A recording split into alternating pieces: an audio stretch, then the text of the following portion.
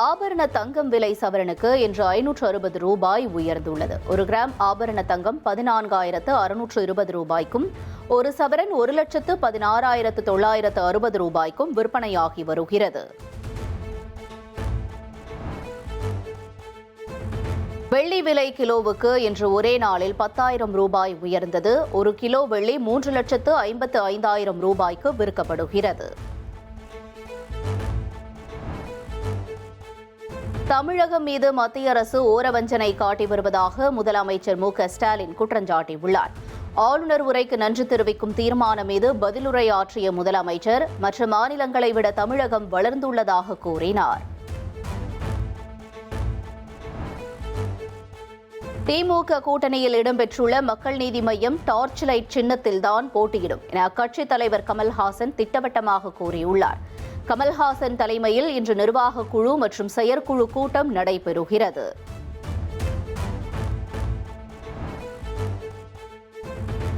தேசிய ஜனநாயக கூட்டணி இன்னும் இறுதியாகவில்லை என தேமுதிக பொதுச் செயலாளர் பிரேமலதா விஜயகாந்த் கூறியுள்ளார். யார் வேண்டுமானாலும் எந்த கூட்டணிக்கும் செல்லலாம் என்றும் அவர் கூறியுள்ளார்.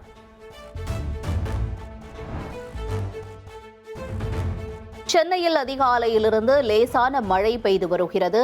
புறநகர் பகுதிகளில் சாரல் மழை பெய்ததால் இதமான சூழல் நிலவி வருகிறது.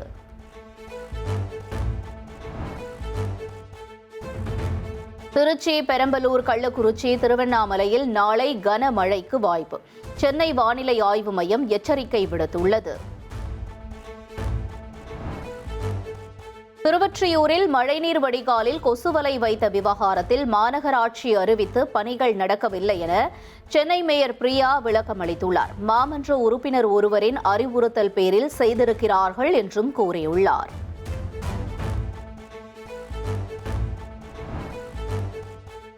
பூந்தமல்லி, வடபழனி இடையே மெட்ரோ ரயில் இயக்குவதற்கான இறுதி ஆய்வை மேற்கொள்கிறது ரயில்வே பாதுகாப்பு ஆணையம். அடுத்த மாதம் 11, 12, 13 ஆகிய 3 நாட்கள் ரயில்வே பாதுகாப்பு ஆணையர் AM சௌத்ரி ஆய்வு மேற்கொள்கிறார். ராமநாதபுரம் அருகே அரியமான் பகுதியில் சாலையோரம் நின்ற டிப்பர் லாரி மீது சுற்றுலா வேன் மோதி பயங்கர விபத்து ஏற்பட்டது. வேனில் பயணித்த 20 பேர் படுகாயமடைந்த நிலையில் சிகிச்சை அளிக்கப்பட்டு வருகிறது.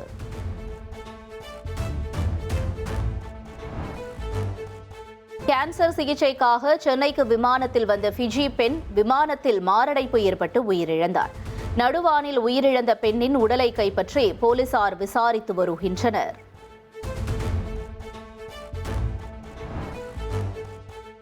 வேலூர் மாவட்டம் குடியாத்தம் அருகே வீட்டில் பதுக்கி வைக்கப்பட்டிருந்த 4 டன் ரேஷன் அரிசியை போலீசார் பறிமுதல் செய்தனர். ஒருவரை கைது செய்து தலைமறைவாக உள்ள மேலும் 3 பேரை தேடி வருகின்றனர்.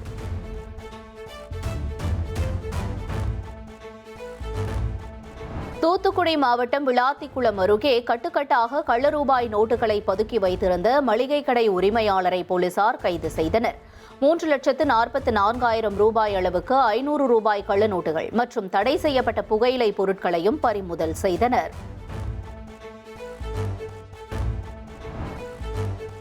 மதுரை மாவட்டம் வடக்கம்பட்டி ஸ்ரீ முனியாண்டி சுவாமி கோயிலில் முனியாண்டி விலாஸ் உணவக உரிமையாளர்கள் பிரம்மாண்ட பிரியாணி திருவிழா நடத்தினர். அதிகாலை முதல் அங்கு கூடிய ஆயிரக்கணக்கான மக்களுக்கு பிரசாதமாக பிரியாணி வழங்கப்பட்டது.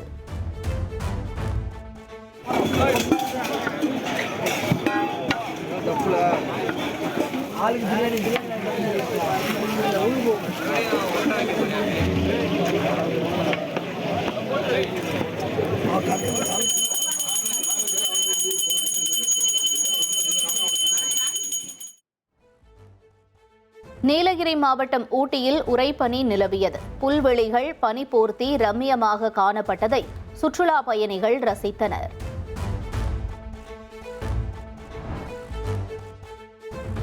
ஜம்மு காஷ்மீரில் தொடரும் பனிப்பொழிவால் ராம்பன் மலைத்தொடர்களில் வெண்பனி போர்த்தியது போல காட்சியளிக்கிறது.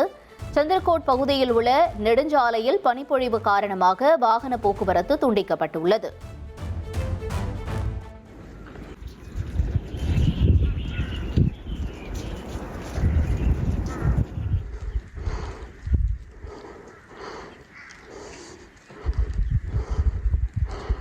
Yeah.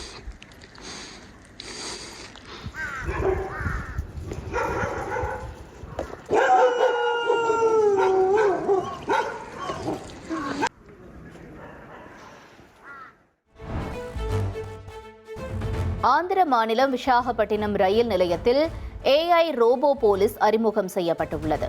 பயணிகள் பாதுகாப்பை உறுதிப்படுத்தும் வகையில் ASC அர்ஜுன் என்ற மனித உருவ ரோபோவை கிழக்கு கடற்கரை ரயில்வே அறிமுகப்படுத்தியுள்ளது. ஜம்மு காஷ்மீர் ஸ்ரீநகரில் உள்ள சுற்றுலா பயணிகளுக்கான விருந்தினர் இல்லத்தில் தீ விபத்து ஏற்பட்டது. தீயை கட்டுக்குள் கொண்டுவரும் பணிகள் முடுக்கிவிடப்பட்டுள்ளன.